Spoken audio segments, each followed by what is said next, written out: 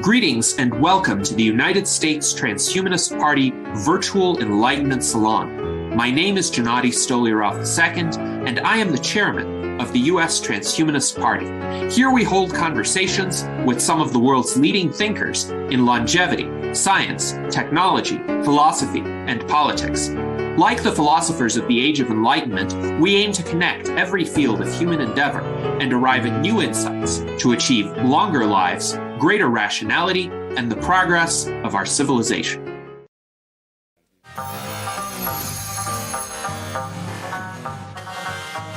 Aging is a natural process, but it's a process which helps our health and well-being. We are lucky to have longevity researchers developing rejuvenation therapies.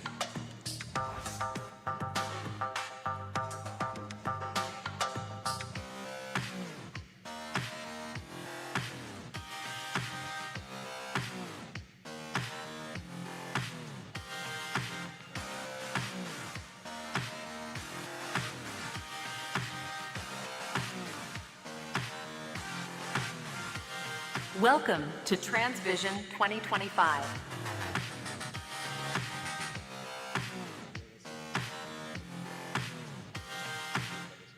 Now let's move into a real investor. A real investor, I have known Angel Versetti and what he has been doing with his family office and also Dodge.org. And he has a lot of things to say about how big this industry is, what will happen in terms of investment possibilities, venture capital, and where we are going to go with the longevity industry. So let's welcome Angel.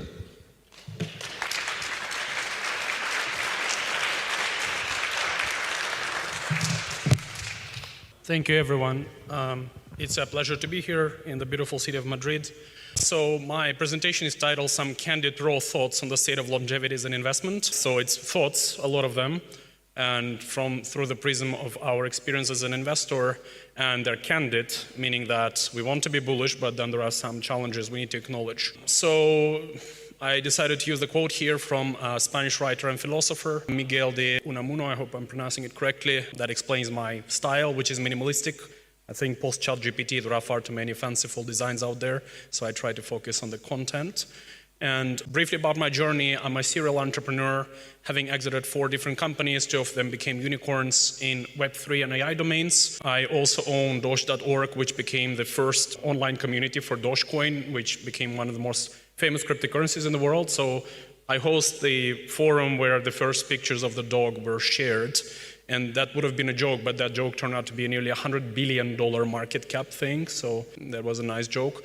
And as of this year, we've decided to focus entirely on longevity in terms of our new ventures. Although I have been in the community in various forms as an investor, grant-making organization, and an entrepreneur for about 5.5 years since the early days of COVID. So just a few clarifications. It's difficult for us to define what exactly we are because we're not really a VC. Here you have some, what's scratched is what a typical VC is like, and what's written is what we have. So a venture capital fund will typically have money from limited partners as people who give money to the VC to invest. Therefore, their mandate tends to be fixed because when you promise someone to invest their money in a certain way, you kind of have to stick to your promise. A lot of VC funds have a particular timeline through which they have to, return their money to the investors. That makes a lot of them short to medium term. And that is not a problem in many industries like software, but that is a problem for the space like longevity, which requires much longer time frames of investment. A lot of the funds that I have met, it's my opinion, I'm sure they will disagree, but I felt that they spray and pray, meaning that they invest into a bit of everything, but they don't have a particular conviction bets. And they tend to source a lot of deals externally. In our case, the capital is our own, therefore the mandate is flexible, we can afford to be long-term, and we are happy to support radical moonshots that move the needle, and we also have the venture builder approach, of which I will talk about later. So we're also not a typical family office, because family offices tend to be conservative and defensive. Their goal is to preserve their wealth rather than grow it. As a result, they tend to be diversified and passive allocators. In our case, we're entrepreneurial, we're happy to take risks, sometimes not too happy when the results are not that great, but that's what we're in for, I guess. We are focused on wealth growth for ourselves and for the industry generally. Therefore, we make concentrated bets whereby we have a lot of skin in the game and we push the companies to really focus on being operationally viable and commercially viable. And we are a hands-on operator, meaning that we like to be very actively involved with our investments. I would say around 90-95% of family offices do not operate this way. Therefore, I'm not even sure if the name family office is correct for us. And when I started just researching longevity, I read a bunch of books by some of the most famous people in longevity. And if I were to summarize them in 5 small bullet points, most of them just said, eat well, exercise, good sleep, no stress, no bad habits. And well, I'm like, okay, why do I need all these Harvard PhDs and Stanford professors and whatnot to really tell me what I knew since I was a kid, what my parents told me to do? Moreover, when I researched a bit deeper into the history of longevity, there was an ancient Chinese philosopher and physician, Gi Hong, who said, even if one performs breathing exercises and strength training, as well as ingests herbal medicines, this can only extend the years of your lifespan, but it will not save you from death. So that guy knew about it 2,000 years ago, and we're still kind of like just repeating the same stuff, and we're still struggling in the same way. Although, of course, my personal, response to that is that thankfully today we have so many technological advancements that hopefully we can move beyond pure wishful thinking. So, in general, my thesis is that longevity is hard. There are a number of reasons that we've identified through our research. Again, these are mostly opinions. I mean, there are many kind of anecdotal stories or specific backing them, but these are mostly my thoughts, so don't take them as facts. But it feels that the market is still immature and fragmented.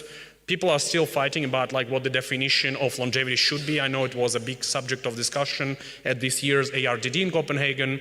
And therefore, if you don't have even the universally accepted definition, of course, it's difficult for regulatory frameworks and standards to be developed. So they're either poorly developed or non-existent. The field is multidimensional and highly complex. And I would say there are 2 big chunks of participants when I look at it from the business perspective. On the one side, there are, I call them hypocrite hype riders. These are businesses that don't really care about longevity, but they use the word because it's an attractive investment term. And on the other side, I call them fanatic dreamers. They religiously believe in longevity. They believe in the necessity to radically increase lifespan and so on. But they are just they're focused on it like a religion.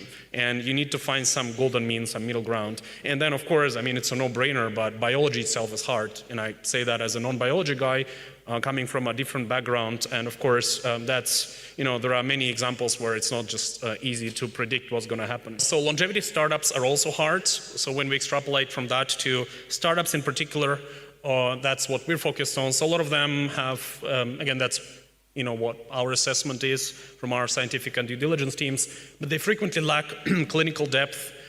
Clinical guidelines diverge from country to country, so that's difficult for them to be comparable to each other. Of course, a lot of them have unsustainable margins in economics. We have observed a number of high-profile failures where when we try to analyze what exactly did the team go wrong when the company went bankrupt, there was no particular reason. It was not an obvious failure or a mistake, just the economics didn't work. There are cases of high-profile longevity clinics that failed.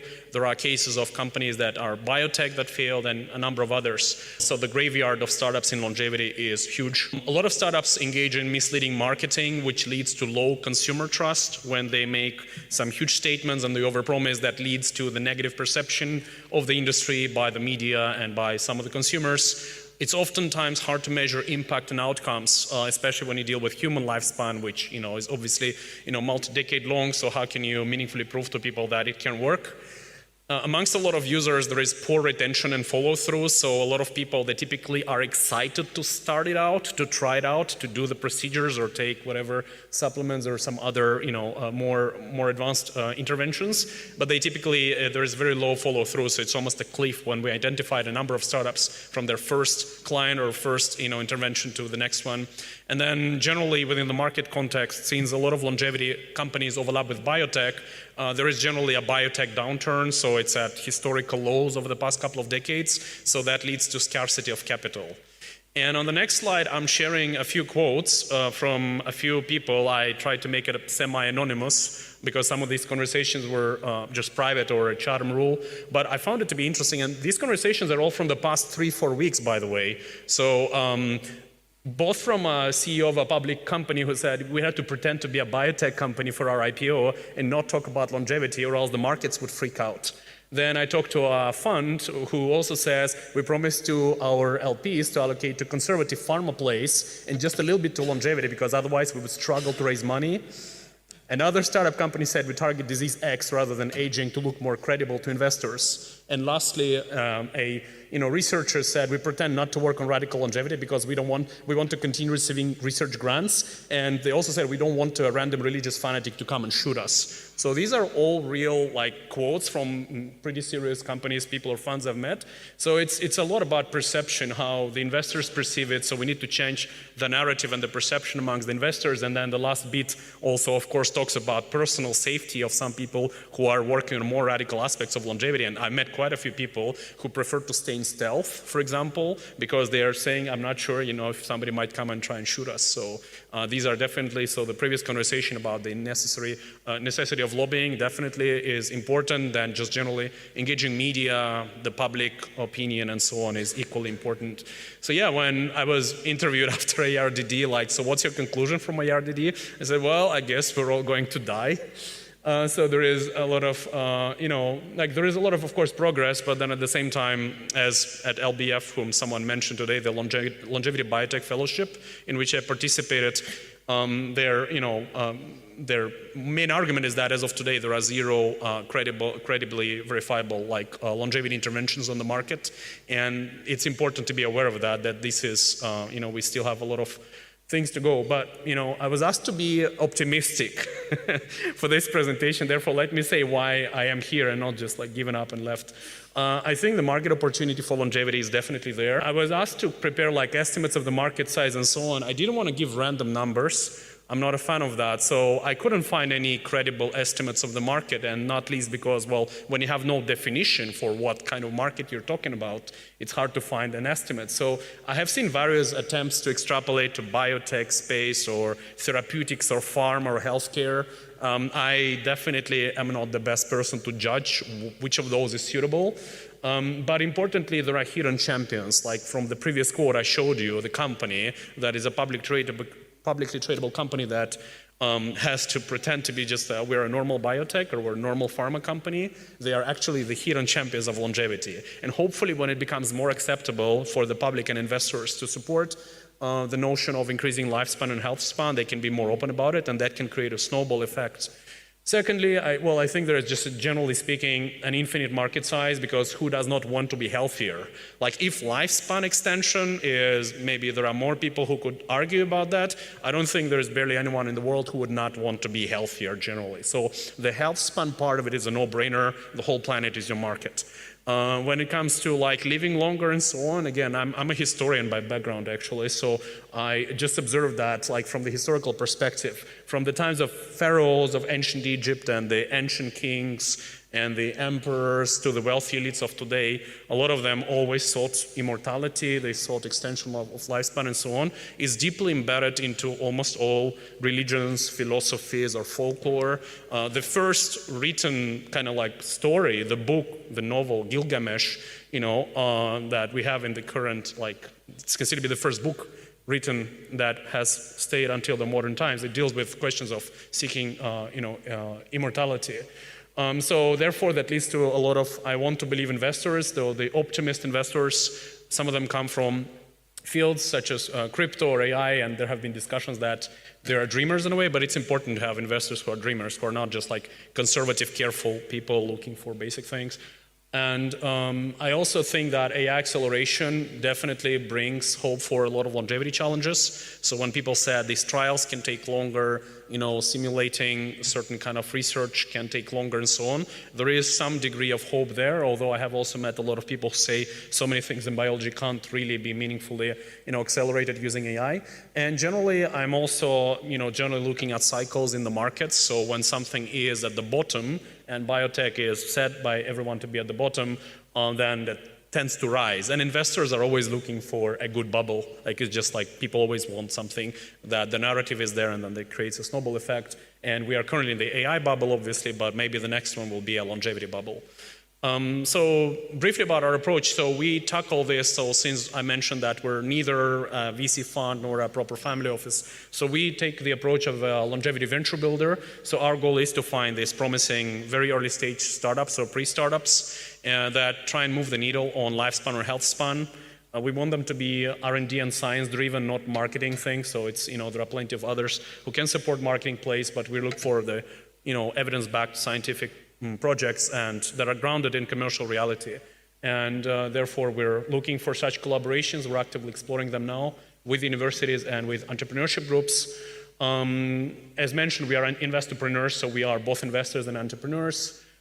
We try and be the founding partner and help startups to really focus on their operations, scaling and business growth. That's something that most VCs that I talk with, given that they have 40, 50 companies in their portfolio, you can't meaningfully grow 40, 50 companies in parallel. Even doing 4 or 5 companies in parallel is extremely hard. And therefore, we want to focus on like a small group of superheroes. And we commit our own capital. And then I am working with a number of other family offices where I know that the principals or the family members themselves have a personal interest in this space. I like to remind the projects I work with about what investment actually means. A lot of them tend to just assume, okay, I'm doing longevity, it's good for humanity, and therefore you owe me money. I think that's the wrong approach, and I always try and say either, you should say you're a research organization, and that's fine, but if you're a startup, you should have a commercial model. You should be able to explain to your investors how you're going to bring money to them. I know it sounds like, why is this guy explaining this? But like so many companies I meet somehow just totally ignore that. And the questions that we ponder upon very often. So what niches of longevity are worth investing in? How to de-risk or discard a project with minimal losses? How to achieve both impact and profitability? It's important because we want to do both ideally. How to predict the future behavior of founders? That's a general startup question, not only for longevity. And then how to navigate the whole geopolitics and focus on progress. And in today's world, unfortunately, politics are messy, a lot of populism, and that leads to lack of scientific collaboration oftentimes, on top of a lot of stigmas that longevity itself still has today. So that is something we ponder upon, so that instead of saying it's not possible to reach the stars and live forever, we will add a yet. That we can make it happen. Thank you.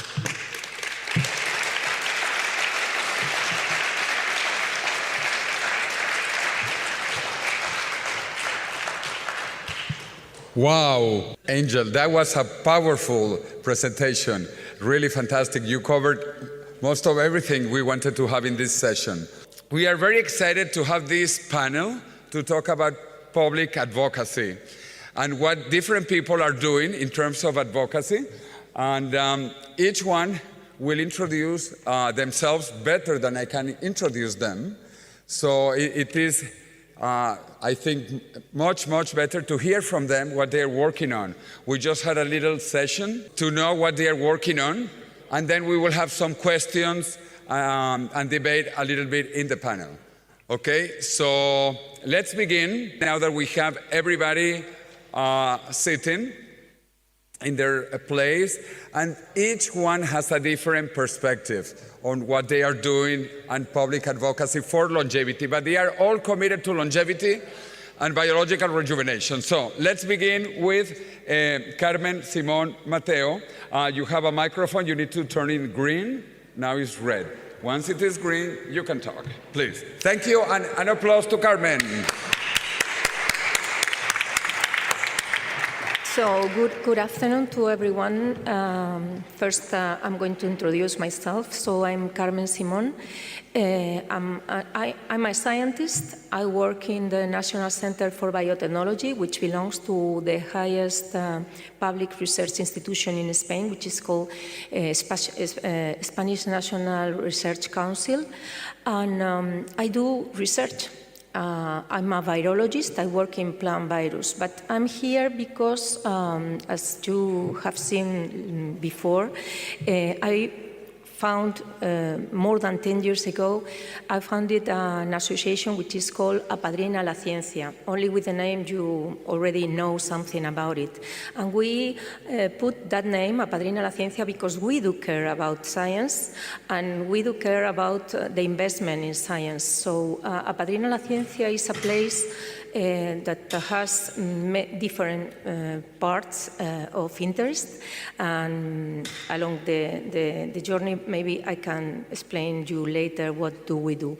But the main idea is that we want society and also the governments understand that investment in science is very, very important, because finally all the results we got with our research, with our investigation, finally impact in society, of course. We are here in this meeting about longevity, so only we can increase longevity and also the well-being of people by doing research. So the investment has to be there. But also we want to really diffuse in the society the results we got in our investigation. And also, and not less important, is that we are very worried because our kids and our young people don't want to be scientists. And this is really very, very tough to know. And we want to promote the vocation of these people to be interested in doing science. So that's more or less the main ideas I wanted to share with you in the beginning of my talk. Thank you very much, Carmen. So now let's go in a different perspective, and Sergio will give us a few ideas of what he's doing to advance longevity. Sergio. Okay, yeah, I think it's best that we introduce ourselves briefly first and then talk a little longer, because we have a lot of time. So my name is Sergio Tarrero. I've been in the community, in the longevity community for about 22 years. I met Jose recording a conference like this in Helsinki in 2006, so that's 19 years ago. And I've covered many conferences. I really like documenting these events. I think they're historical and worth preserving. And I've got involved with the community too to help make the ideas reach wider audiences. It's still kind of unfortunate that it's not more widespread, like Aubrey said in his remarks. And my main contribution, I think, to the community was founding the first transhumanist political party in the world, Alianza Futurista Alpha, in now 12 years ago, almost to the date. It's the 7th of October, that's our anniversary. And exactly a year later, the Transhumanist Party US was founded, which was just chance. But and we've basically brought this movement to existence, having a political movement around transhumanism, both the Alianza Futurista here in Spain and the Transhumanist parties, which were founded first in the US and then another one in England, I believe. I don't know if that's still going. But yeah, I will advocate for much more public investment on longevity science, obviously, which we also do our march to push for. But I will talk a little more about the party in a few minutes. I'll let the next person. Beautiful, thank you. Herself. Actually, we heard first a biologist, second a physicist by training, and now we have Clara. Tell us about you. My experience is in innovation in healthcare. Hello, everyone. I'm Clara Fernández. I am the longevity clinic in Valencia that Angel was talking about, because last week Angel, Dylan, Aubrey, Natalie, Inez, a lot of the scientists and longevity biotech community were in my clinic. I hosted the Longevity Biotech Fellowship. My clinic is in Valencia, and I'm going to be talking about how the unique ecosystem and the unique model that we have built, and what is our perspective on how to democratize the access of longevity to society. Just as a little bit of an introduction, we are quite a big clinic. We have an average of 600 patients per day that stay with us for 10 days, which has enabled us to create a unique model of delivering longevity treatments at a very efficient scale. One of the key elements that I'm going to also be talking about is the importance of collaboration between longevity clinics and the clinical scientific community. As most of the vanguard treatments are happening in longevity clinics, we need to make sure that those data are analyzed and are translated to science, so we can keep supporting what's happening and publish it in scientific papers. Thank you so much, Clara. So let's hear from Carlos, that also travels all the time, and he's doing many things, not just in Spain, but all over Latin America. Thank you so much for inviting me. Thank you so much, Jose Luis. It's always a pleasure. Apart also from that, I'm very honored I'm amazed by the number of people that have been here over the last few days. I'm also very thankful to my peers in this panel because I've been hearing from them a few minutes ago. I'm very impressed. So my name is Carlos Díez-Ruza. I've been in this sector for 39 years. I basically do a couple of things. I am a for-profit investor, so I'm invested in more than 850 projects all over the place, as you said. This is for-profit, but non-for-profit, which is my most enthusiastic piece of the cake. I'm also an investor in developing what I have denominated digital health cities.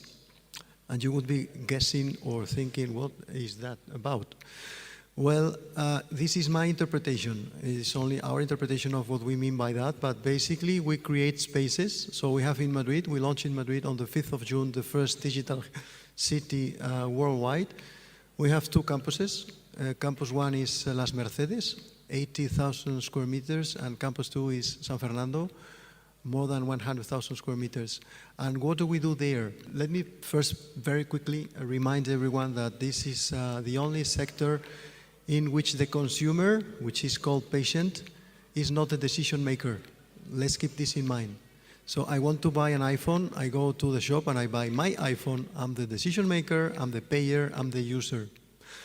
But in this market, I am the patient, but remember, there is a doctor who prescribes, there is someone called pharmacist who dispenses, and then there is someone called insurer or government who pays for this party, especially when we are talking about prescription. And then I'm the patient, I'm using this medicament. So 5, 6, 7 stakeholders for one fact. So what we do in these cities is interesting. First, we put together public and private. This is vital, this is critical. This is the neurological bit of everything we do.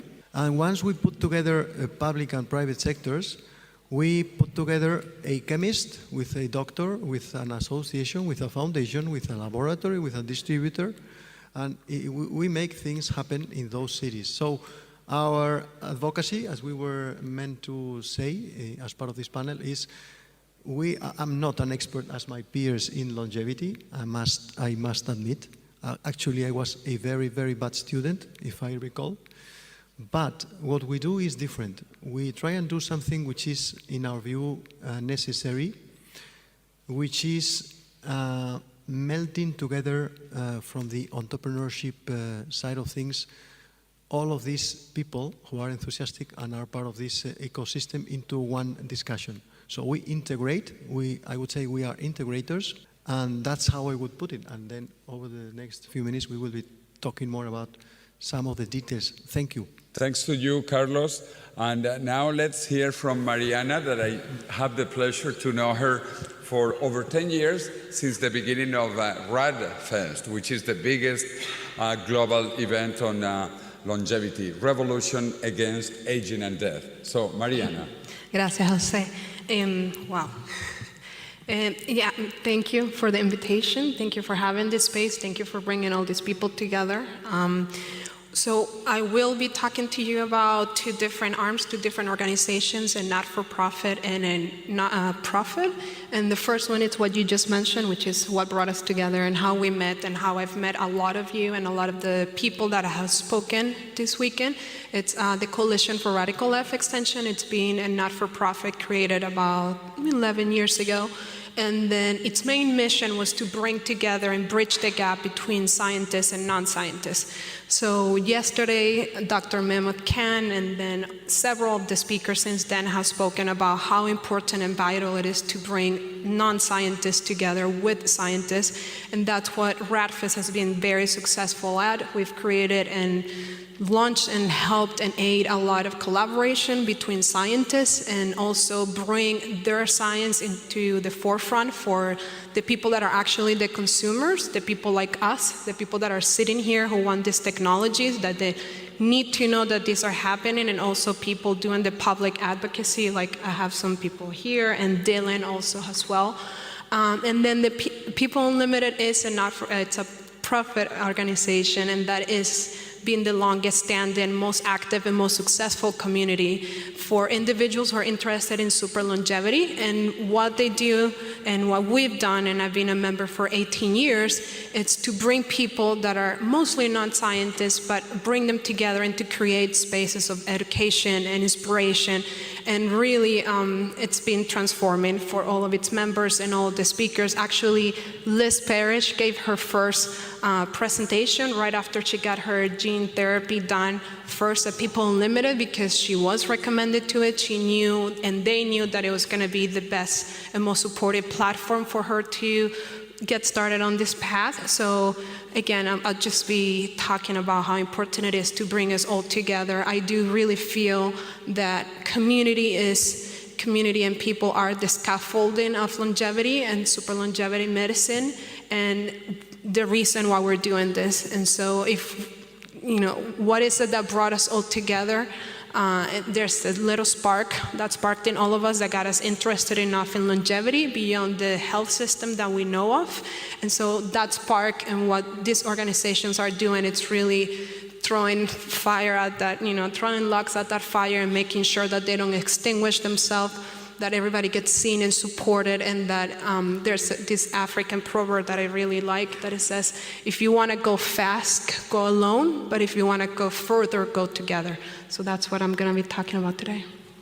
Fantastic. And I forgot to say that Mariana was also born in my native country, in Venezuela, and she's doing incredible work. And next year, we are going to have the Walk for Longevity, the March for Longevity in Washington, D.C. Yes. Just like we had yesterday in Madrid, but big. Very big, because numbers matter and visibility matters, and having, what you had yesterday, a full room of people here, makes such a big difference rather than just having a few people. So imagine having hundreds of people marching in DC, advocating for longevity rights, and like how we've heard from different people, the option to be able to opt into some of these treatments and protocols we've been talking about and learning about. So that is something that we're working on, and we'll know in a couple of months if it's a go, but we'll make sure that everybody knows. But we're very excited about it. So now you all have to come and join us in Washington, D.C. for the March for Longevity in the capital of the USA, and some people say the capital of the world. Anyway, let's finish with my dear friend Cody Dean, who is the global ambassador of a new fantastic initiative called Immortalis, and he's from Florida, which is a beautiful state, sunny Florida. Cody. Yes. Thank you, Jose. Yes, Florida is very beautiful, and I look forward to being at that march in Washington, D.C. next year. Hope to see many of you there. So I work with Immortalis, which is a global initiative. We're very focused right now in the United States and a South American country, both of which we're calling it a Neovia to be a little bit more agreeable to a more conservative crowd. But what we're trying to do is advocate for many of you who does have more of that scientific background, because me, I don't have a scientific background, but what I do have is a drive to live healthy much, much longer than is currently possible. So I have been at events like RadFest supporting you for a long, long time. And when I finally connected with the founder of Immortalis, Mark Hamilton, who's over here, I knew I had to jump on board with that, because what we are doing to help you, help us live it's incredible. What we're trying to do is unlock the funding that so many of you desperately need. And part of the way we're doing that is by accelerating some of the regulatory pathways that are slowing things down. So when that happens, investors will begin to see a better return on their investment, both in profit margin and in timeline. And so you'll see an influx of investment opportunity into you and into what you're doing when we successfully unlock a zone. And you'd be surprised how close we are, even within the United States, which has been historically tough to get into. So, stay tuned for what's happening there. Could potentially be, the end of the year, early into next year. Politics is a very interesting landscape, so we'll see. But once that is unlocked and you're able to come in and do what you do much, much faster and with more funding behind you and still cheaper, you're going to be able to save our lives faster, which is selfishly what I want. So that's us. Fantastic, Cody. And now I want to go into a second round to see what they are doing, and their background is related to public advocacy, because part of the International Longevity Summit is to have an impact on people. And you have seen we have had 2 documentaries. We have been in all the media in Spain, some attacking us, by the way. They cannot understand that we believe that this is science and technology, that we are going to be able to live longer, healthier, better. So I don't understand how some people can attack this beautiful idea. But anyway, we are in all media, so this is fantastic. All TVs, radios, newspapers. We had the mayor of Madrid. I mean, we cannot go much higher, who is a very important person. And we had the March for Longevity. We had a lot of things going on, and we have fantastic speakers in all sessions, including this beautiful panel. So how can we move the movement forward? How can we impact? So this is the main idea that appears when Apadrina la Ciencia was born. So Inés Antón, which is the vice president, myself and some other scientists, we wanted really to have an impact, not only with our research, but also to tell the society how important is science.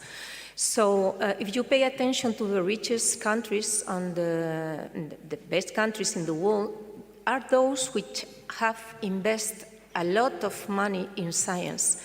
And because of these results that appear, finally they have an impact. And finally the society can really feel the impact of this research. Something important that I would like to mention is the importance of do research, do investigation in every areas of knowledge. So the challenges we have in front of us in this century and in the next centuries are really important and they're very big. And only through the collaboration and the interdisciplinarity of all areas of knowledge, we can give an answer to this, to solve these problems. So this is also something that we really focus on when we are working in Apadrina la Ciencia. And this makes also very singular our association. So you maybe see another different foundations, many different associations that pay attention to one specific subject. In Apadrina la Ciencia, we pay attention to all areas of knowledge, and this is something singular and also a strength. Another singular part of Apadrina la Ciencia and one of our strengths is that it is led and directed by scientists. So we are used to manage our group, research groups, and also we manage the we get funding from many different funding agencies, not only national but also international, and we know really which are the problems, and we know very well how with very little amount of money to have an impact in our research. That's why all the funding we got, we made open calls, and they have all the projects we receive, all the proposals are evaluated by scientists. That's why the impact is much higher.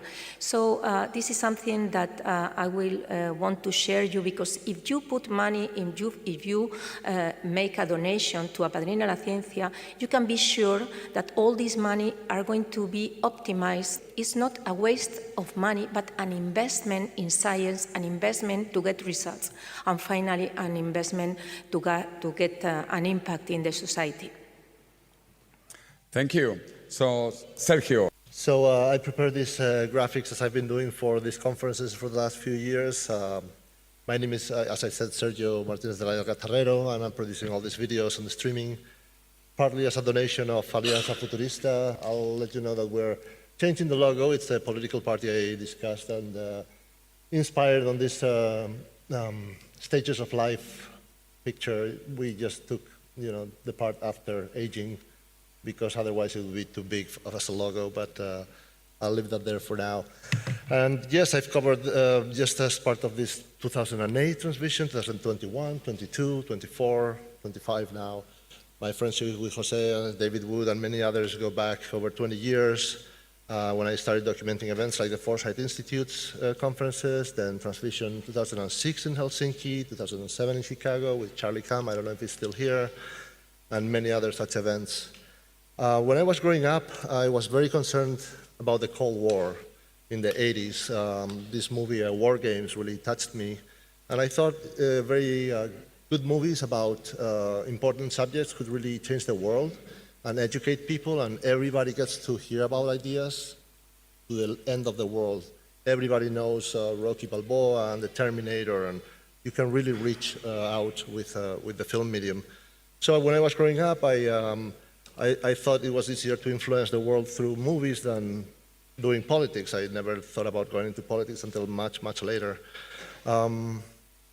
Many years later, in 2002 or so, I was studying how to best incorporate the idea of memetic evolution into a script. I inadvertently discovered transhumanism and the prospect for molecular nanotechnology, artificial superintelligence, changing the world drastically in a matter of a few short decades. I decided to get involved and to get informed and to see what I could do to help this movement to get us there quicker but safer. I realized that the issues regarding these ultra technologies like molecular nanotechnology and superintelligence were so grave and so urgent, while at the same time so promising and liberating, that I should focus more on how I could influence their positive development while avoiding the worst risks. Ever since, I have recorded all these conferences as part of my effort to help grow the movement, to promote the ideas, and make the videos look good, hopefully, or better every year, and just to document them for the record. After 2010 or so, my thoughts about supermoral AIs made me give a lot of thought to the way we treat animals, and I got interested in animal ethics just to make friends and stuff and to learn about it. I volunteered for an animal rights political party, PACMA, Partido Animalista PACMA here in Spain for about a year. Then I realized that something was missing in this party and basically in every other political party, which is a strong transhumanist component. I'd witnessed political debates within the movement for about a decade. They're very interesting and enlightening and edifying, but there wasn't anything being done. So I decided to start the first political party with a few friends here in Spain. Founding it was easy. Then we had to develop the ideas further, and it took time, it took years to really develop our declaration of principles from a small document into what it is today. And we continued recording videos and conferences, starting in 2014 with an AI conference in Santander where Cordero organized as well, and just continued cryonics conferences and this and that, just many things. We had an unfortunate passing in the party. Javier Ruiz passed, and we managed to honor his will of getting him cryonically preserved. But yeah, the party kind of revived and got new people in. And we also have, like I said, a strong animal ethics component and other dimensions of political discussion that go beyond life extension. We're also extremely concerned with big global catastrophic risks, existential risks that certain technologies could bring about. And so our declaration of principles grew. Let me see if I have just an image of it. You should take a look at the document yourself. Yeah, it grew from something small to something that's something like 25 pages long today. And we're pretty proud of it, and we grow it every few months. We have a new update. The last one is just a few days old, so feel free to take a look.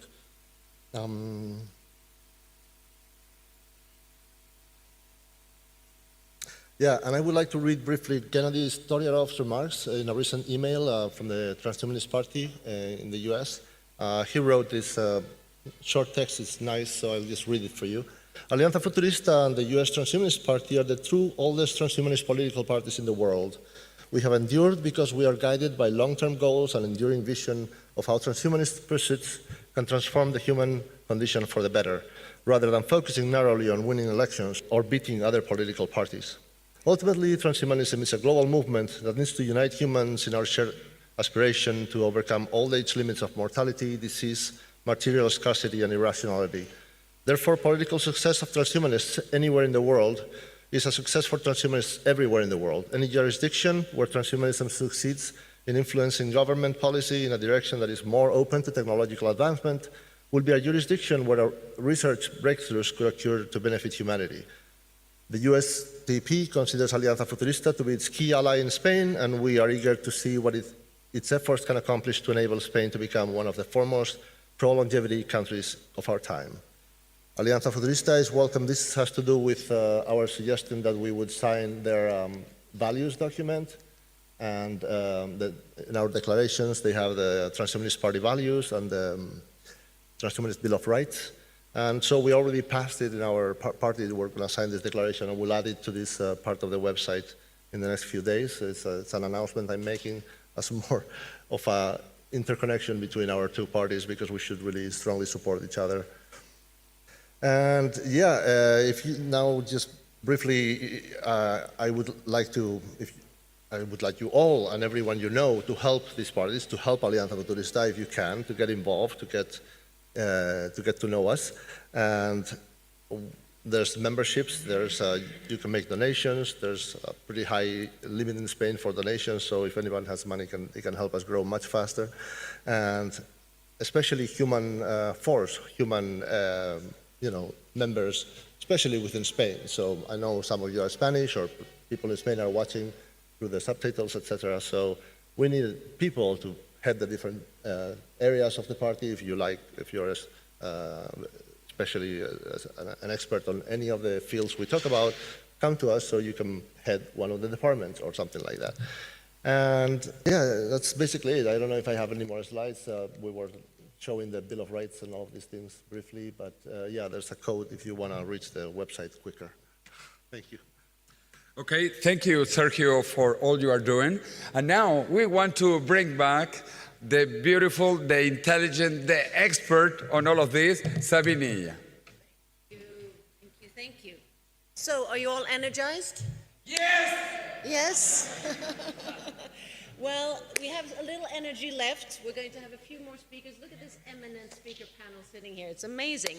I want to start off by introducing our next speaker, who really has many engagements in longevity. Two of them are as CEO of Balnerno, the largest longevity clinic in Europe that can host up to 15,000 patients, and also CEO of Progevita. I hope I can announce that, a longevity retreat that then is more geared towards business people and C-suites. And she's also the co-founder of RX Longevity, a longevity coach app. So she is truly, truly well-versed in the longevity space. Please give it up for Clara Fernández Porta.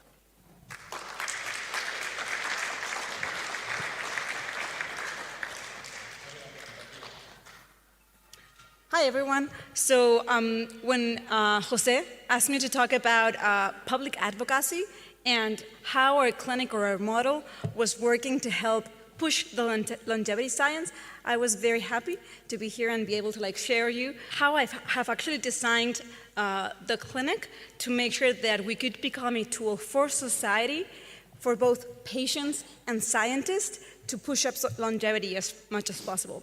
So I have some slides.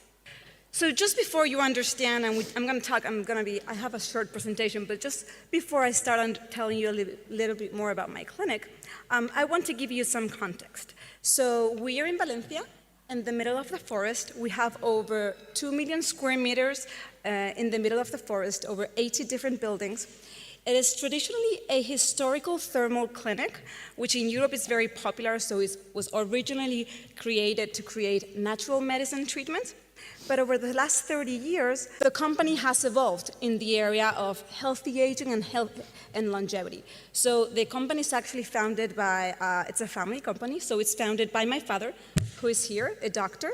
And as a family company, we have been able to decide and create the strategy that we thought would have the biggest impact in society.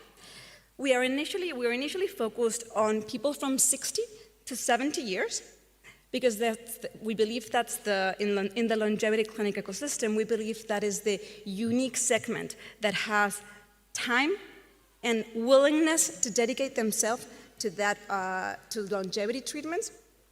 And so that has enabled us to create a model where patients come every day. We have an average of 60 patients coming every day for 10 days, staying with us, with 600 patients, as I mentioned, staying with us together. And we have been able to create a framework of treatments that have been able to democratize longevity treatments. So anyway, what I was going to tell you is how we actually have created this ecosystem, because I think it's very unique and very different to most of the other longevity clinics, and that has been the core element that has given us the unique advantage to both scale.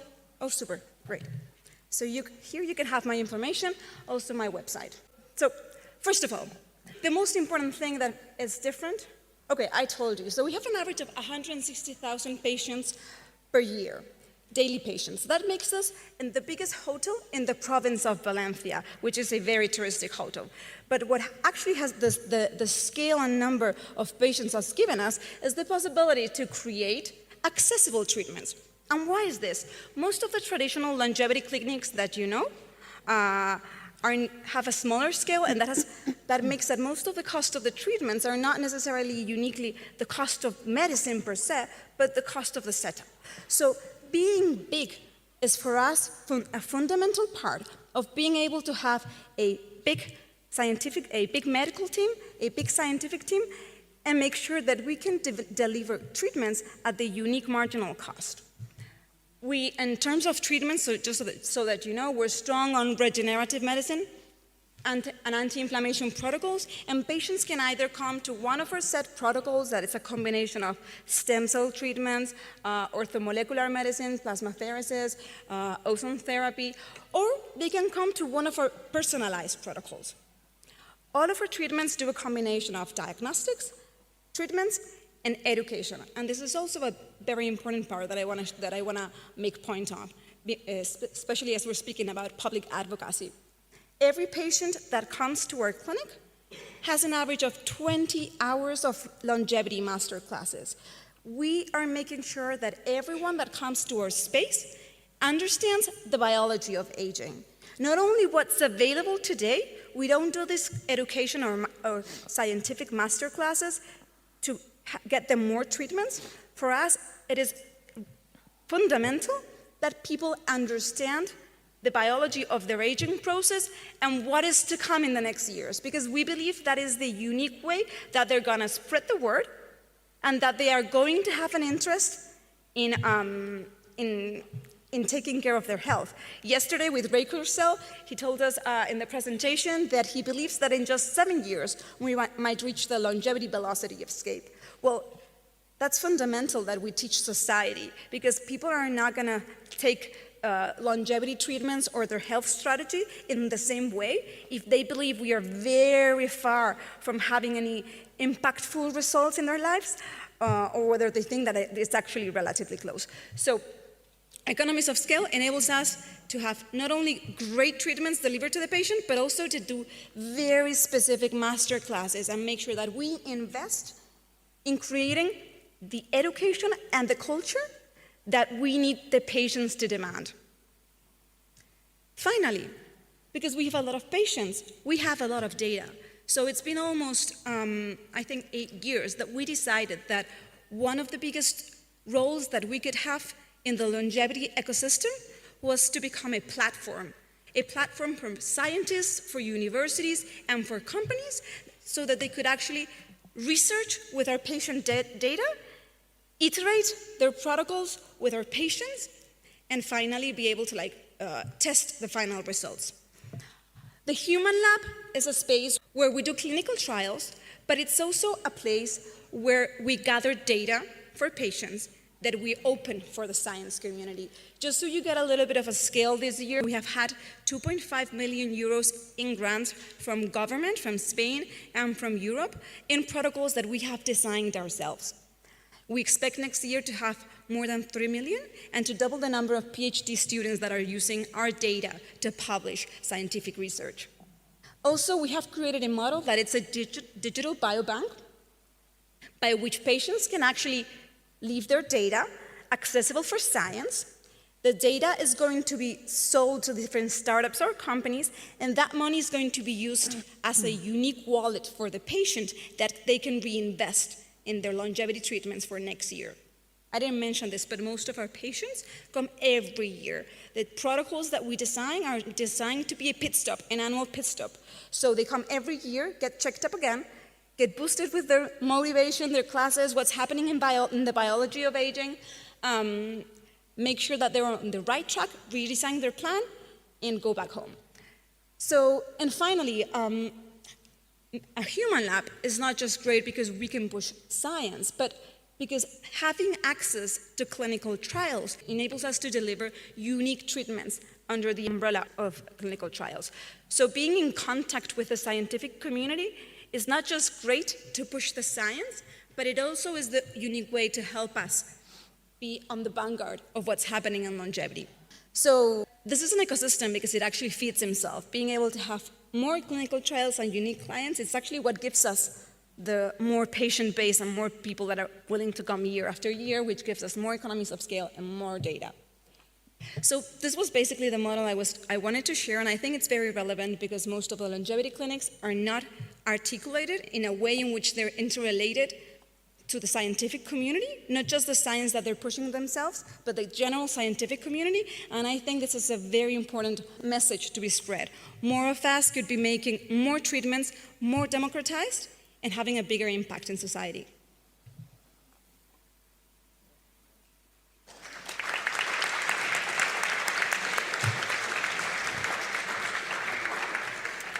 Thank you, Clara. Really interesting to see as an ecosystem thinker. I mean, I find it very interesting. And our next speaker is CEO for Digital for Health Worldwide and President of Mad eHealth, a flagship initiated and backed by Madrid City Council. And his lifelong mission is to really re-architect healthcare around the patient, so be patient-centric, fusing public and private integration, open innovation, and also AI into everyday care and digital health. And with that, I'd like to hand the word over to Carlos Díez-Ruza. Thank you so much.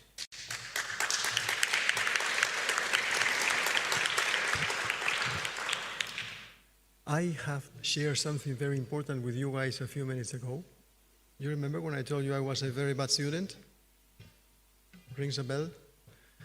I was a horrible student, actually. I lied to you. I was horrible, not bad. But I was doing something. You know what I was doing? Very well. Just one thing. Can you think of what I was doing? Just one thing. Dreaming. One thing and trying to do it well. So I spent hours, if you think of university, long hours, long studies. So I spent long hours, as all of you did probably, dreaming. And today I'm going to share with you, hopefully, one of my last dreams. I've had a lot of nightmares, by the way, also. But this is one of my last dreams that I have shared with you before. So this video is a very simple example of what I dreamt 8 years ago. When as I said before, we were trying to put together public and private sectors, because we all think that healthcare doesn't have to be public or private, it has to be good. And as far as I know, the only possible way for us to deliver a very good healthcare system is by unifying, putting together both sectors, public and private. Let me, before we see the video, just share this very little piece of thought. So, you know, healthcare systems, so public is probably 70% of the total in volumes, in values, but we need a private, and private needs public. Are we ready? So let's go for it.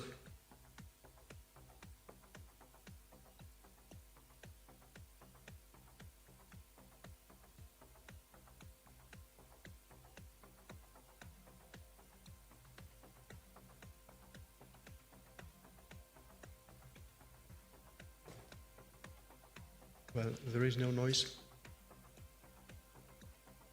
Yes, there is.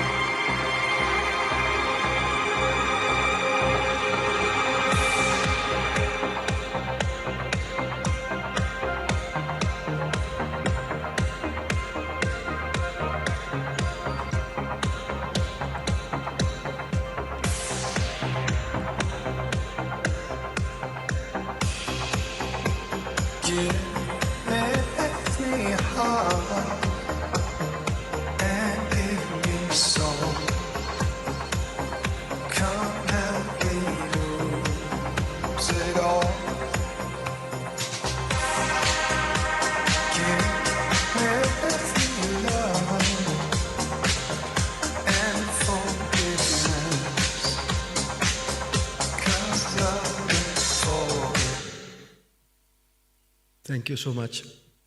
So this is, as I said before, our last but not least dream. We keep dreaming. This is the first digital city in the world. We have 2 campuses. 8,000 square meters is the first one. More than 100 square meters for the second one. We have invested more than 600 million euros, which is a lot of money.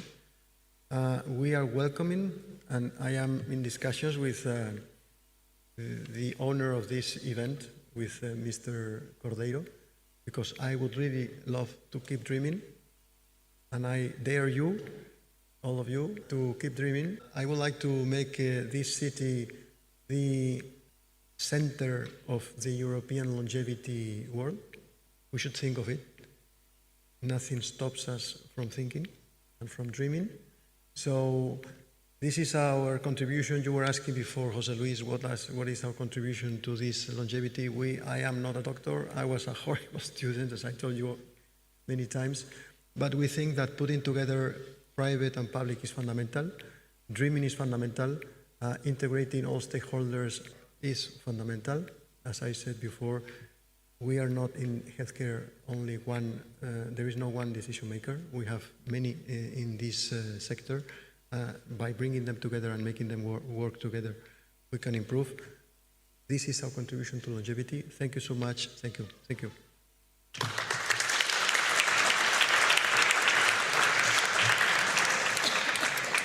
Thank you so much. And next up, we have Head of Outreach and Marketing at the Coalition for Radical Life Extension, a non-for-profit providing education and resources and community for longevity. So please give it up for Mariana De Chellis.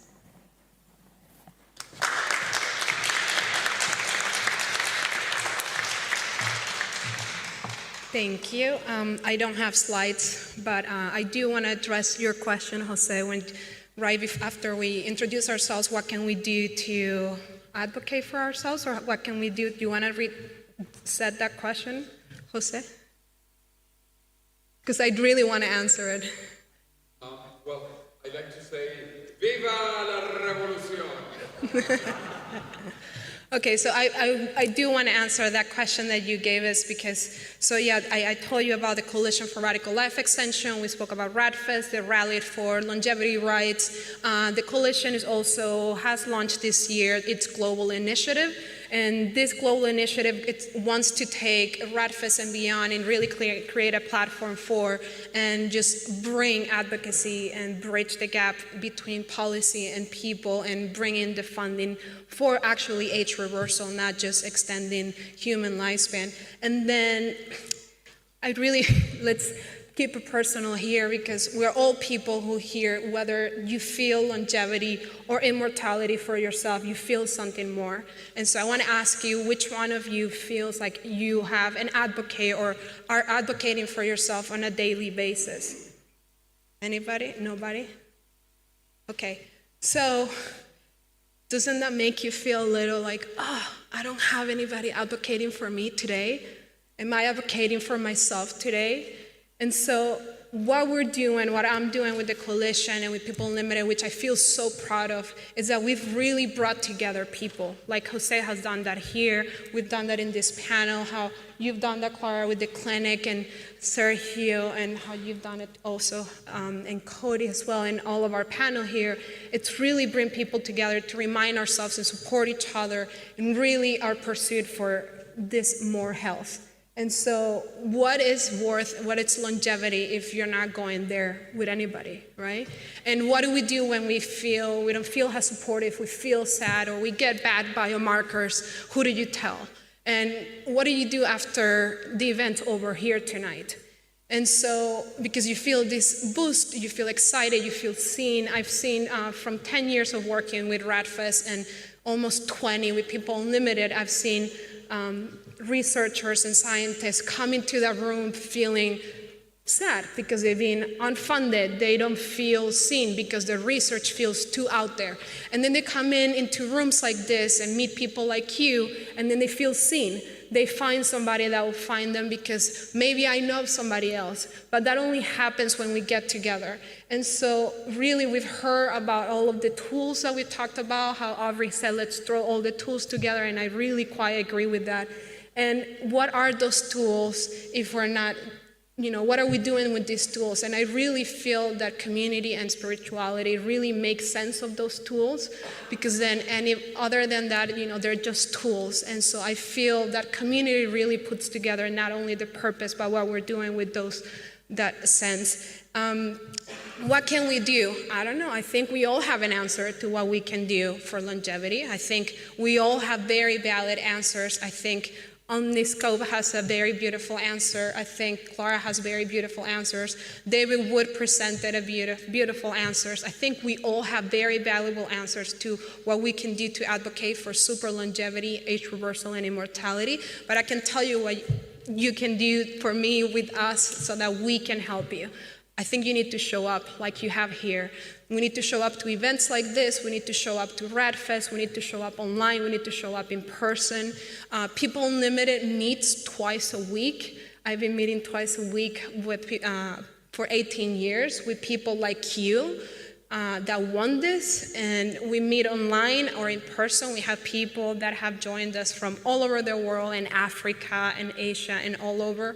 And these are all people like you who are very passionate and really want to see this come through. And so I really invite you to show up, to come and join me. So for People Unlimited, that website's peopleunlimitedinc.com. For RADFest, that's radfest.com. For the global initiative and what we're doing with the coalition, that's rlecoalition.com. And if you have any questions, you can come and ask me. Thank you.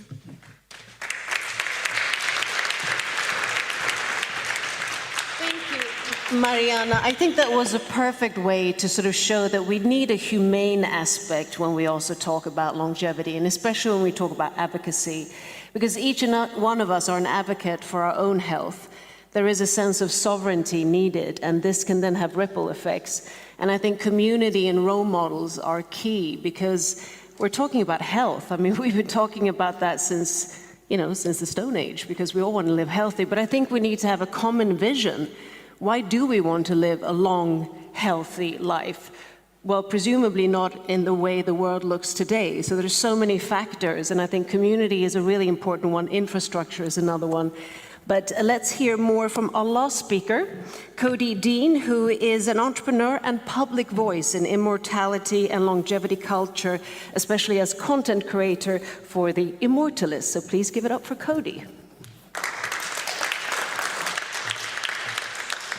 Thank you. I also did not come prepared with slides, so I apologize for those of you who are visual. You're going to have to just power through and listen here. I want to address the question that Jose posed earlier before we started these presentations of how do we move this movement forward? And if you really boil it down, there's a challenge of supply and demand, which seems simple enough, but how do we break that down a little bit more? There's a few aspects to this. There's the problem of science, which many of you are working on. So, there's that. But why has it not achieved a cure to aging in most of these age-related diseases yet? Is it just because the science isn't there? That's a questionable thing. But if we look a little bit further back, there's a challenge of funding, which many of you have addressed and asked about and talked about. And there's also a challenge of potentially outdated policy and politics at play here. But if you take another step back, you can see there's an element of, and this is where the demand comes in, it's people who want it. We see this crowd here, and there's a decent number of people watching live and virtually around the world, and up to hundreds of people who show up to RADFest and Aubrey's event in Dublin. There is a community for this. But the demand is not to a level where the voice is heard loud enough to affect change on a political and policy level. And if that were to happen, if enough people were to advocate, and this is where the public advocacy comes in, we all need to be louder, we all need to talk to more people. And in doing so, that voice becomes more unified. I've given an analogy before of a symphony. How many people have seen a symphony before, or at least know what that is? So you probably at least know what a symphony is. When you go to a concert, and if you haven't been, just imagine, you walk into the auditorium similar to this, and down in this area is a large orchestra with lots of different instruments.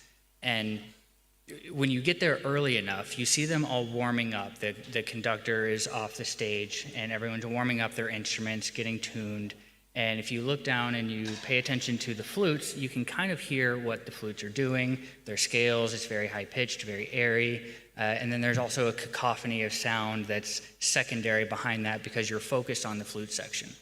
But then you shift your attention over to the French horns or the trumpets or whichever other instrument, and now that's what you hear. You hear them doing their scales, and you hear the tone and the timbre of that instrument. And then, again, just a cacophony of sound that the flutes have now blended into. And when you don't focus on any instrument, it's just a cacophony of sound. You don't really hear any particular thing. But when the director comes back out and stands at the front and brings his hands up, the entire orchestra comes to attention. And when the director moves his hands and the song starts, now all of a sudden you hear a unified piece of music, and it's beautiful. And that's how we need to imagine this community and this movement. We need to come together and unify that voice so that way it is heard as one song, and that will be beautiful. And it will be heard by the audience, the policymakers, the regulators, the governments around the world. And when it's heard, they understand that we as a community, as a people, not just a longevity community, but a human community, we are the voter base. So they're going to listen to us if they want to keep their jobs. So when that happens, policy can be adjusted and streamlined in order to maintain safety and efficacy, which we absolutely need. Nobody wants fraudsters coming into this space, selling snake oil and killing a bunch of people because they want to make a bunch of money on longevity. We definitely need a standard of safety and efficacy. But we can streamline regulation so that way we're not holding back beneficial therapies for 10 to 15 years that could be saving lives much sooner because they can prove themselves much faster. So when that policy can be streamlined and adjusted, then investors see the potential. They see their potential investment having a higher profit margin and having that return come back sooner. And that's why in a space like what we're doing with Neovia, we want to have a proof of concept in a city model first, and then, of course, expand from there. We'll have a sister city in South America, and then maybe eventually one here in Madrid. Who knows what the future potential holds there.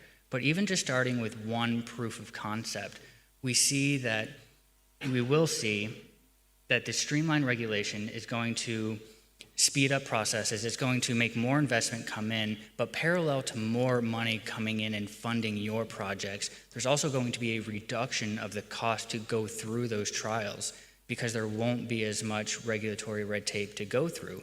And the regulation that is there is actually there to promote safety and efficacy. We'll have positive regulation and a streamlined way through it with approval processes that happen as trials are happening and are tailored to each therapy and trial that you're trying to do. Because in this space, there are so many different things with genetic editing, with cellular rejuvenation, with stem cells. They all require a different way of looking at it and proving its safety and efficacy. That one blanket definition of that can't be used to cover everything. And that's a big challenge we're running into. So as more funding rolls in and as the cost of trials come down, then we'll finally reach that point where we're 5 to 10 years away, or we're 3 to 5 years away from having a major breakthrough in curing age-related diseases and ending human suffering as a result of that is actually going to be 3 to 5 years away. As where we are now, we've heard 3 to 5 years, we've heard 5 to 10 years, we've heard 10 to 20 years for the last 40 or 50 years. We need to get to a point where 3 to 5 years means 3 to 5 years on the slow end. We think we could make things happen much, much faster, and that's what we plan on doing. But the major goal is to open up the funding opportunities, the investment opportunities into your scientific community, into the trials you are doing. Again, like I said earlier, because selfishly, I want to live and I want to be healthy. I don't want to grow up older and then die from being sick or just getting old, because we're just dealing with the things we're dealing with now. So how do we move this movement forward to break it down to the most simple thing? Advocate, talk to people. That demand will, through, as I just discussed, hit all the different points where finally the supply will have to be there. Thank you.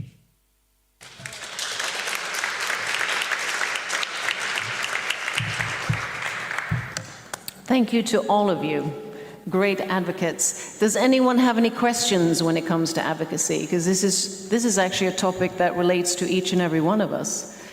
So, no questions are too small.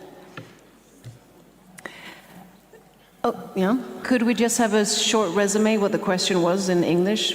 So maybe the audience, not everyone is Spanish. Mariana. I think you were asking about that old tale question on whether, what happens, do you distribute money first to guns or do they go to feeding? And how do we, and what kind of alliances are we going to make sure to make so that we know that that money's been distributed right? If I can take that question first, I would say until we solve aging, there's always going to be wars. I think there's always going to be death, but once we cure aging, there's going to be a huge cultural shift. We're looking at the biggest paradigm shift we've ever seen as humanity. And unfortunately, people see death like part of a circle. That's not how I feel. That's not what I see. I feel differently, but once we cure death and the diseases of aging, the whole paradigm that we've known so far as humans and culture are completely going to change. So the question we've posed so far and the way we've treated each other so far are going to change, because if you're not just getting rid of 10 years worth of living of a human, you're getting rid of 500 years. So, yeah, hopefully we're expanding our consciousness and seeing other things worthwhile than what we've seen in the last decade of man hurting man. Yes? Actually, a Spanish scientist who got the Nobel Prize, Santiago Ramón y Cajal. So he gave classes here, by the way. Santiago Ramón y Cajal lectured here. Our first Nobel Prize in 1906 or something like that. I was not born at the time. Oh, there we have one. I think you have to make a ratio between how much money is spent in health and in weapons per year for Washington, D.C. And the ratio probably is going to be 2 minutes of defense expenditure in 1 year is less than what we're spending here. Yeah, we need the politicians at the table so we can ask that question. Mariana, since you are organizing the march, the rally in Washington, D.C., what are you going to tell President Trump? I'm not going to answer that. But I will answer is that the march is focusing on longevity rights. Because we don't want this to be something that can be used against us. We spoke about safety and security before. So one of the biggest focus of the coalition and the march is going to be to really make this about everybody and not just about longevity and immortality, but really about all of us being able to get access to all of this medicine. And we feel that it will be the first door to open, and then all of this will be, because I also have the same concerns as you do. So I'm glad you're putting that out there. Any more questions? All of you are advocates, so if we would sort of summarize and maybe hand the tool of advocacy to people here, if you could each share, your own sort of nugget on advocacy. How do we create a narrative around longevity? Some say immortality, some say radical life extension, some say health, some say living forever. If we're going to unify this advocacy, if each and every one of you know, did you have like a tagline, and then we can get some inspiration when it comes to longevity or eternal living, flourishing, joy span, whatever it might be. Yeah, well, to finish, I'm going to be a little bit more general. So my main advice, I cannot avoid to give advices because I'm mother of 2 daughters and 1 son, and I used to do advices. So my main advice is to support science and to pay attention to scientists. It's very important to have critical thinking, talking about longevity, about health, about many other things. We pay attention to people that really don't give advices supported by science data. So this is very important to develop the critical thinking. So this is one of my first advices. The other one is that as a citizen, we can really support companies that support science instead many other things like weapons or whatever. So we should develop also our critical thinking to see which companies we like and we don't. So this is important, and for the companies, I will advise you to use your responsibility to support science, for example, through Apadrina la Ciencia, and as a citizens also. I mean, something that we want to be is to be happy, no? To be healthy and happy. And one of the things that make us very happy is the generosity. So when you find a cause, you find a purpose in your life, and you really support it by a donation or by a collaboration with it, so we are here to have you, you are happy, and finally you are better in life. So please, I hope many of you find Apadrina la Ciencia a good way to really put your donation or do your collaboration to support science that finally is going to impact in all our lives. And also you have the possibility to deduce the taxes because Apadrina la Ciencia got the position of utilidad pública. So please, you are welcome to come to visit us in Apadrina la Ciencia. Thank you. I'm just going to support her idea. It's the love of life is really what defines the community. We love life so deeply, we really want to extend it. We find it extremely unfair. And I think it's not hard to drive this feeling to everyone. Like, we really, I think the problem is most people have not heard that this is even possible, honestly. Most people that I talk about it with, and just regular people, most people are supportive of life extension. And I think it's more of a marketing and a media effort. And as soon as everybody realizes life is so valuable, so important, that who wants to kill each other, to have arguments, to have fights, to discuss silly political quarrels all the time on the right and the left. And so we're so sick of it that we have to move past this period. It's really annoying and frustrating that the debates are not more enlightening. You know? There needs to be a mirroring.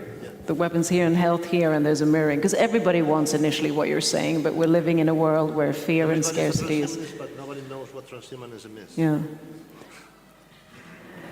On a similar tone, I don't tend to speak to my patients about immortality, but I always try to ask them, like, do you want to die tomorrow? They usually say no. And then it comes like, what makes you think that you will want to die someday if you're at a great health?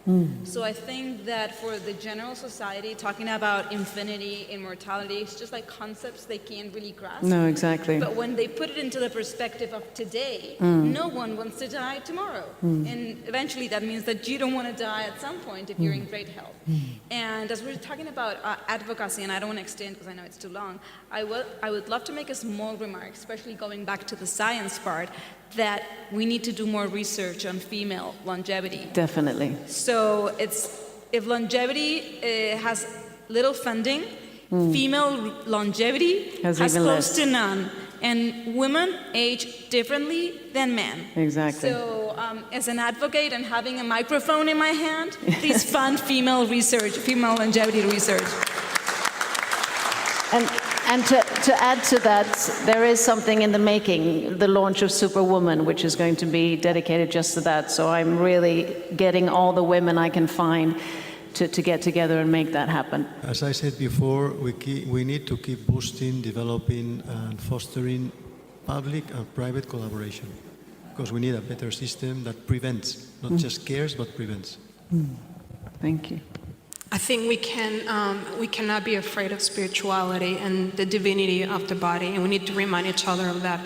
I think that when people think of cure and aging, they think you're trying to play God, and I don't see anything wrong with that statement. I think we are, and I think we all here have something in common, and it's that we do all feel the value of human life, of our bodies, and some other people's bodies that we've lost. And so for all of us to not forget why we're doing this, and it really is the celebration of the divinity of the body. Thank you. To go back to the original question of immortality versus radical life extension versus longevity, and how do we combine all of that? To me, the common denominator is, do you want to live healthier longer? Period. If the answer is yes, you're a part of this community. After that, it's a personal choice on the individual level of how much longer do you want. And I really think, I think that the purpose is also, we need to find purpose and meaning in our own lives and in sort of the life in general. And I think when we start to navigate, whether it's spirituality, divinity, I mean, these concepts are getting much more into the loop now. A few years ago when you spoke about this, it was a bit woo-woo, but this is actually, self-evolvement. We're here for a great adventure called life. Of course, we want to live in joy and happiness, but we also need to be sovereign and start to maybe demand that. And it comes from, the people. And longevity is an amazing, amazing, occurrence that it's happened now, because advocacy has never been stronger, because people are voicing up, the science is there, and I think it's going to, accelerate more and more thanks to people like you. So a round of applause for all of our advocates and leaders. Thank you. Thank you.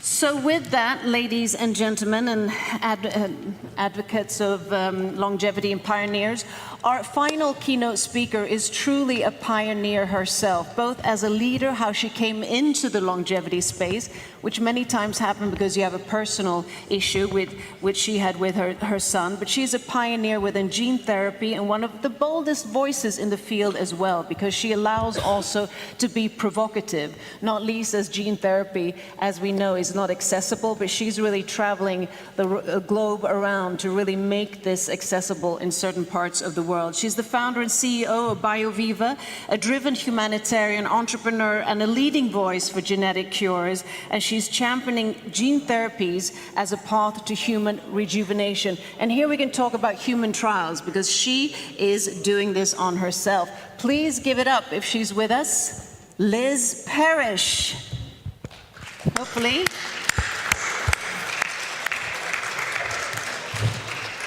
Okay, fantastic. It's nice to be here, everyone. And so let me get my slides ready. Hi, Jose, how are you? Awesome. Okay, great. I can share my slides, it looks like, and so we'll get on that. I hope everyone's enjoying the conference. It looks like you guys had a terrific march for the death of death. So fantastic, and congratulations on that. Okay, fantastic. So we're going to talk about the evolution of gene therapy, where we've been and where we are going. As you know, BioViva has had a little bit of a rocky road this year because of what's called hands-off research. Hi! I can see everyone in the audience. Hey everyone, woo! Shake it up, get your body moving. I know it's evening for you, but it's early in the morning for me. You guys all look fantastic. So let me proceed. In hands-off research, what we do is we pay a university to do research, and then sometimes there are things called detractors, and sometimes there are things called missteps in science. And right now we have a paper that's under review for just that. And I imagine the infernos of hell are going to be burning bright in the near future for one side or the other. So we can't talk too much about that today because that's under investigation. but I'll let you know that our company is dedicated to science and science working for humans. We are a translational engine, and that's what we're going to get into today. If science can't translate to humans, then we are all going to die. And I'm going to show you how we have proven that science has already translated and that we can build upon it. But if we are detracted from and science is blocked, that would be the responsibility of the murder of millions of people. And so we also have to watch that side of the aisle. So let's get into an exciting presentation in which I think you can all agree we need to cure aging. So we're going to go back really quick historically into the death records of humans, and this is because I want to show you that science is already working. We have basically elucidated many different scientific advances to extend human lifespan, and these records are evidence of that. So in 1665, we vastly died of infectious disease, and because we took it so seriously, by the year of 1900, we got that infectious disease rate down to almost 50% of the population. And that was because we used science, a technology that's rigorous, that tests whether or not something will work to circumvent, maybe in this case, a death outcome. And this is fantastic because this made it so that we could live longer and healthier. But if you notice this graph, we start to see the expansion of diseases that we didn't have on the original graph, and that is because we started to name aging-associated diseases. So by the year 2010, only 3% of the population is dying of infectious disease.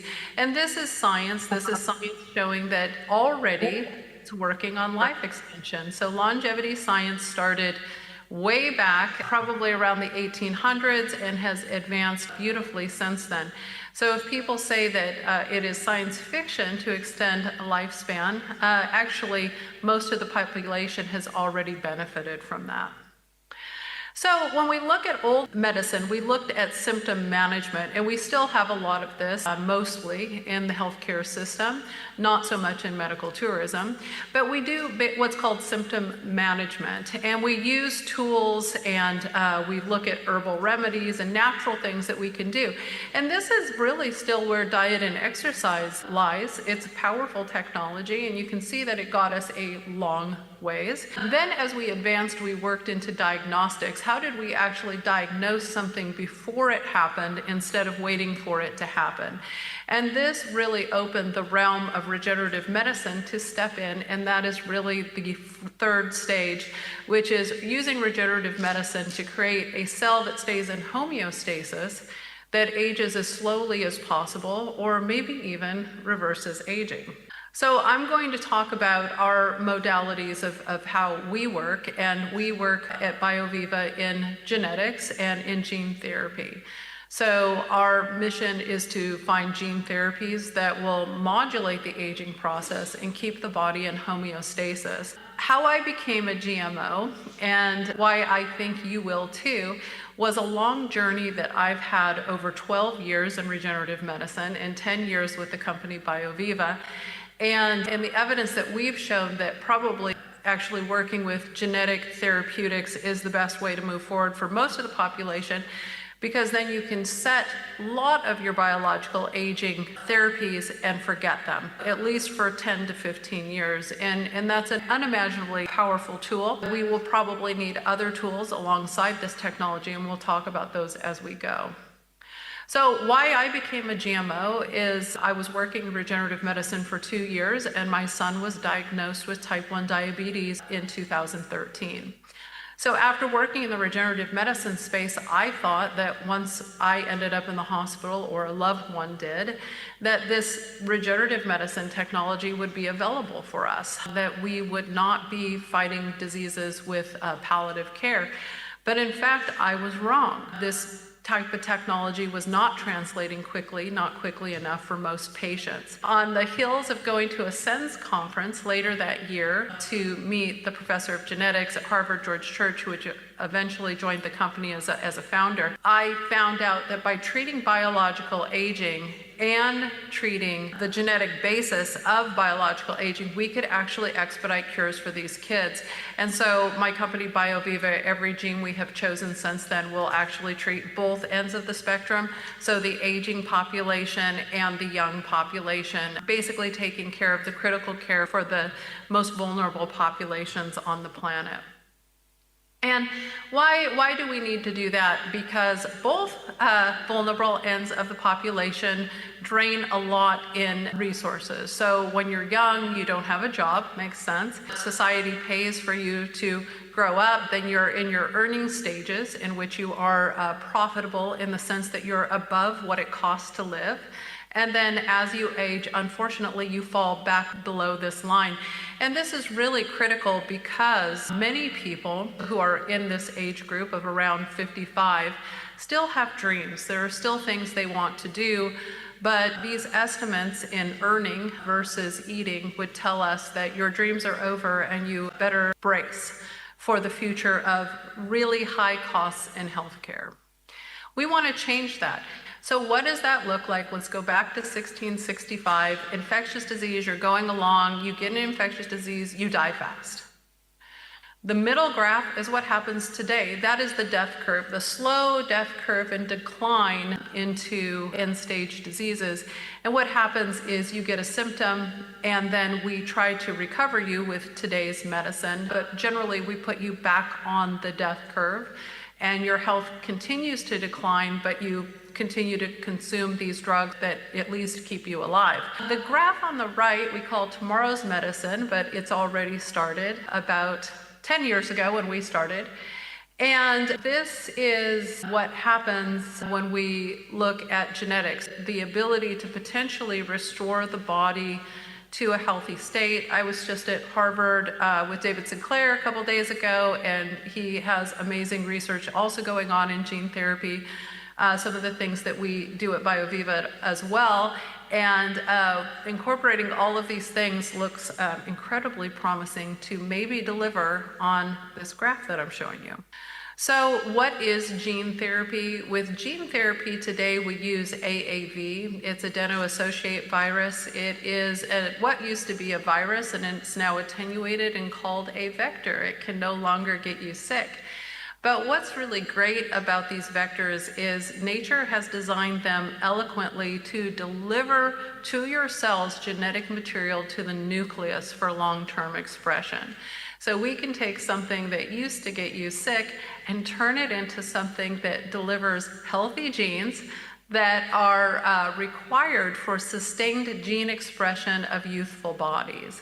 And basically we call that a regain of function and a restoration to healthy and therapeutic benefit of these genes. So what you'll see is it delivers that gene sequence into the nucleus of the cell, and then it's transcribed and it creates a protein. And those proteins are what make you up. So those proteins are very important for the health of your body. They're given by IV, intramuscular injection, intranasal injection, organ delivery directly, and there are some gene therapies that are given topical for children with rare skin disorders. We don't do topical gene therapy at this point, but we do every other type of delivery. Actually, this is an image that was just pulled because it was a beautiful image, but actually that's a lot what gene therapy looks like. It's a clear liquid. I think a lot of people wonder what their injection would look like, and it is a clear liquid, and not very scary, but very wonderful. Now here is where we're going to show the benefit of gene therapy that's already happening. So on the left side, this boy has muscular dystrophy, and he's trying to climb stairs. And the first place that follistatin, the gene follistatin that's now often used in medical tourism for an aging population, was in Duchenne's and Becker's muscular dystrophy, and this was one of the patients. This was him 3 months after gene therapy. Now, we're hypothesizing that patients over the age of 70 will also need a secondary gene therapy that we are going to start using with follistatin to increase their muscle mass and strength due to other deleterious effects of biological aging. And so you're going to hear about that soon. But already we have showed a myriad of successes in patients with this gene.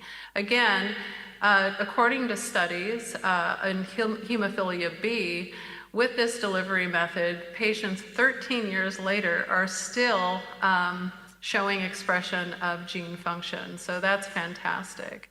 So first of all, the area of gene therapy started in fixing underlying genetic problems, and this is where it really went to show its major successes. And what made us realize that it had the propensity to probably treat diseases that are more complex in order. And these are the therapies that are already approved in the gene therapy space. So if you think that this is up and coming technology, it is not. It's already approved by the FDA for 13 therapies. So these are all the therapies that are available now. They come with an enormous price tag because when you treat a small population, you create a very expensive technology. But by treating biological aging, we could actually making these type of therapies just free for young patients and patients who just need to come up to the line of stability with the rest of the population.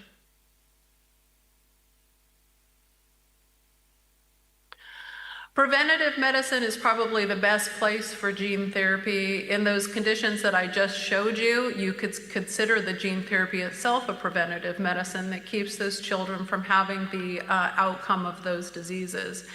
If we catch patients earlier, we will probably have much more benefit with gene therapy. And so I believe that as this technology is shown safe, it will be used with younger and younger patients. On the longevity side, what we can do today is we can lengthen your telomeres. We have so many patients' data now that shows that we can do that, and that's wonderful. And that includes the shortest telomeres, which are very important to target. We can increase muscle mass, definitely. I did not work out today, so I'm probably not all pumped up, but that is something we can do, and that is a beautiful consequence of follistatin gene therapy. Now, in aging patients who are over a certain age who don't have precursor stem cells, we are still waiting to see how well we can do. Cognitive enhancement, we can accomplish this. I don't want to make any claims here, but when we do alpha-klotho gene therapy, we have seen an average increase in a standard deviation of IQ tests, and that's pretty powerful because that could take people who are really low on the spectrum and make them more functioning, and people who are really high, well, it can make them even more awesome, okay? So we need more of those people. So kidney protection, that is something that we can do with 2 gene therapies that we have. Mitochondrial therapy, we have a therapy that is specifically for that. We are working into 5 new candidates that we will be launching in actually the next 6 months and getting the first human data on. And they all benefit mitochondria as well. Cardiovascular protection is something we can do with one of our gene therapies. Metabolic health, several of our gene therapies target metabolic health. Nerve regeneration is something in the process, and there's a wonderful gene that is associated with rescaffolding. Also, there is evidence that the OSK factors benefit nerve regeneration as well. And then, of course, epigenetic reprogramming, that's been all over the news, and we have our own proprietary form of doing that. Okay, all right. It's fun to be home because I can kind of play around here, so sorry if I've got too much energy for you. So in an ever-changing world, we need to genetically modify to basically survive the future, survive dying of death and disease. And Jose is definitely behind the crusade to make sure that you are aware of our enemies. The environment is also an enemy. Living in extreme conditions is also an enemy. And so we need to work towards that. Enhancing and continual repair is critical for us to get the most out of life. We definitely want to stick with being able to get out and do the things that we love, and I am a huge proponent of gene therapy for that. Integrating technology, Sam Altman was talking about how they're looking for genes now to basically help integrate technology into you. Making it so you don't have to maybe lose your devices. Your devices might become part of your body. This is fantastic and exciting. And then, of course, exploration of different environments. We know that going to space causes accelerated aging. We know that the detriments of deep atmospheres also cause damage to our body. And so we want to make sure that we're on top of that and that we don't limit where we can go and who we can go with. So now I'm going to talk about some human data, and all of this will be my data because right now I don't have permission from patients to release their data, but I want to show you what we can do now and what we have seen, not just in my body, but in other people's bodies as well. So years ago, we released a paper on my data. We showed that since my first gene therapy and my second gene therapy, which gave me a little bit of a boost of telomerase reverse transcriptase, this is a gene therapy that lengthens the caps at the ends of the chromosomes. These shortening of these caps are associated with a myriad of disease. As a matter of fact, all the diseases of aging. And critically short telomeres lead to increased risk of genomics instability, which causes cancer. There are a lot of different things that I can tell you, but this would be a talk all on its own. Since my gene therapy is in 2025, my telomere length has lengthened by an average of 5.3 years for every year I've lived. And my telomeres are longer since these results, and I need to get this year's telomere test done. So then we'll have 24 and 25, and then release more information. Very important, short telomeres in your immune system, which are the telomeres that we actually test. Short telomeres were associated with deaths in COVID-19. Number one association was immune senescence. Whether you're young or you're old, you need to have cellular division in the immune cells or they cannot divide to attack an infection. So it goes beyond just chromosomal stability and living longer and certain benefits of that. Also, things like lobsters and certain clams, they may be living as long as they do, which is an extremely long time, hundreds of years, due to having telomerase turned on in every cell. So I am a proponent of this. We have not seen drawbacks or adverse drug events, and we've watched patients for over 5 years. Follistatin, we can increase your muscle mass as long as you have precursor stem cells, and we'll be able to increase your strength even if you don't, and we'll talk about a company that is going to help replace those stem cells anyway. This is my results that were put out. This is my MRI image, and my muscle mass increased and my intramuscular fat went down. Follistatin comes with a bunch of benefits. If you look at the literature review around it, it's kind of crazy.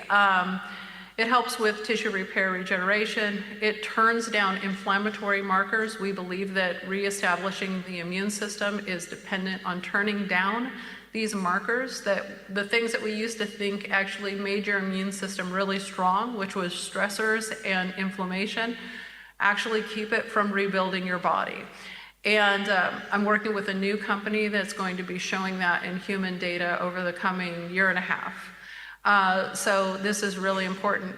It may actually even have a protective role, that's follistatin, in prostate and breast cancer. And that's something that we're going to want to watch and see. And of course, increased muscle mass is associated with insulin sensitivity, which is vital to not have type 2 diabetes. Again, we will have growing evidence there.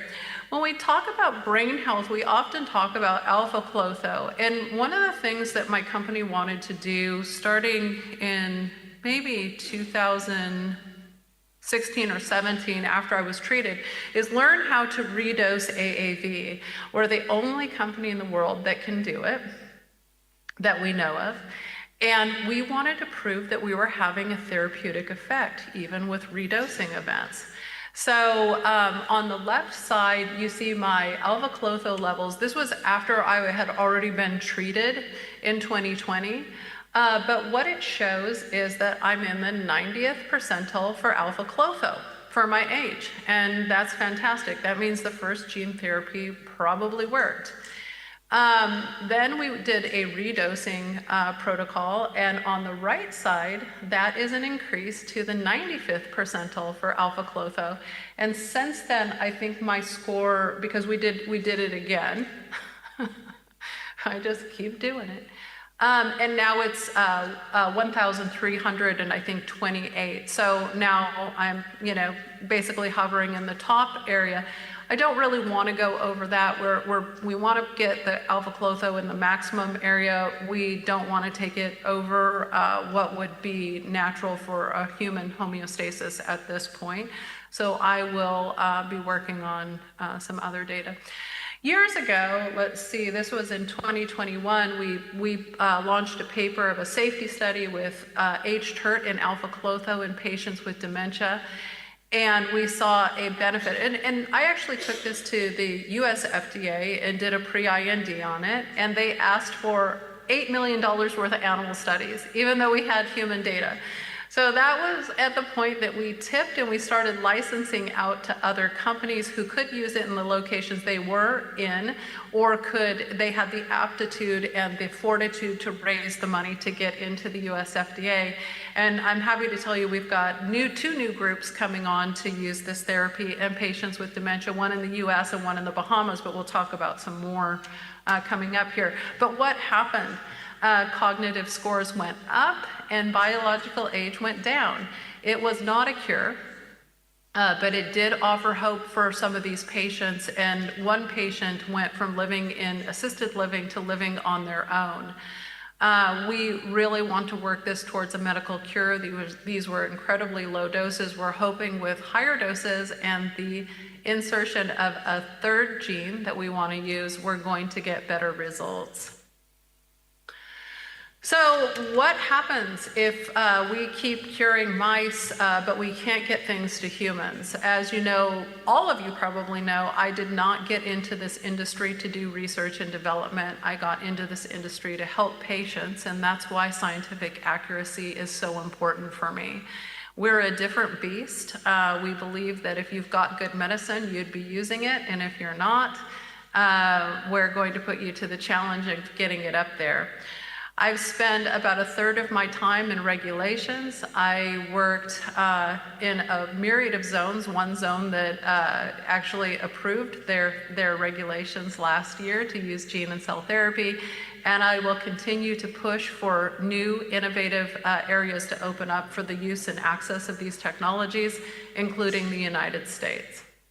We work with several concierge medicine companies, and these are healthcare companies that basically you're given a special person who handles your dossier, and they help you get access to technology all over the world. This is a Swiss group. They have clinics in Switzerland, and we also work with clinics all over the world with gene and cell technology, and almost anything that is very high value that would be hard to get through a normal system. We also have these 4 licensing partners on top of a couple of other ones we've just added.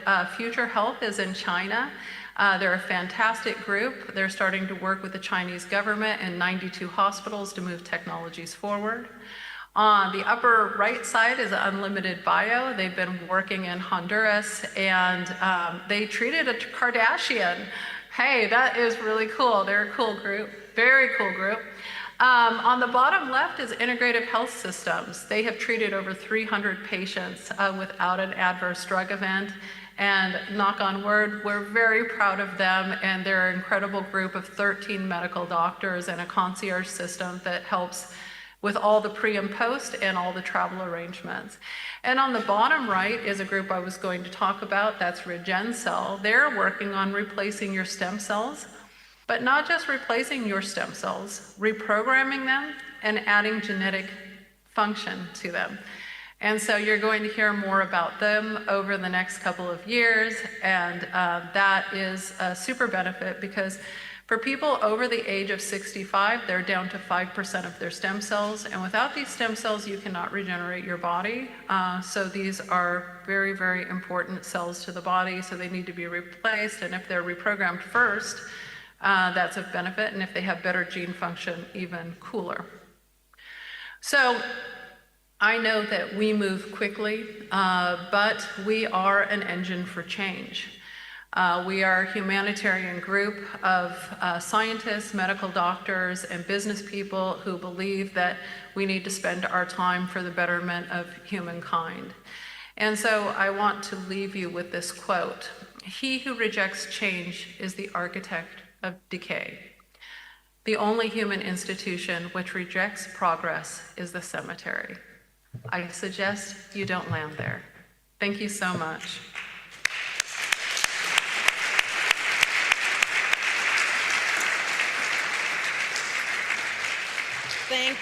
Thank you very much, Liz. We love your presentation, but we have to say goodbye. Goodbye. Thank you. Thank you.